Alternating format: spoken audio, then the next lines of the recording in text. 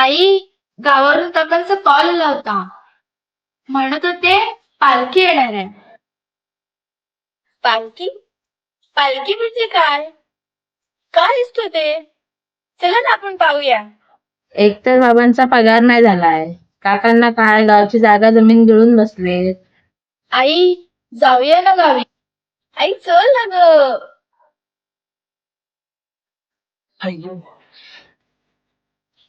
छकुली, पाणी आणलं जरा.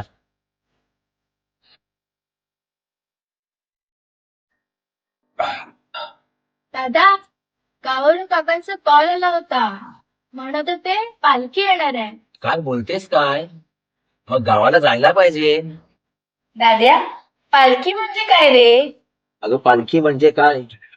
अगं आपली ग्रामदेवता पालखीत बसून प्रत्येकाच्या घरोघरी जाते. सारं गाव तिला आणायला ढोल ताशांच्या गजरात नाचत नाचत तिला खांद्यावर घेऊन आपल्या घरोघरी ठेवेल. आणि पालखीला खांदा द्यायचा म्हणजे वेगळाच आनंद. तुम्ही येणार माझ्यासोबत गावाला? कोणी कुठे जाणार नाही.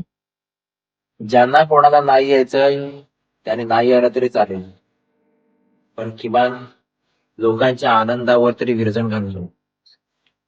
काहींना गावची जागा जमीन पाहिजे असते, पण गावचे सणसूद नको. नोकरी करून फक्त पैसा कमवता येतो, समाधान नाही. सोनू, चकोली, तुम्ही येणार माझ्यासोबत गावाला?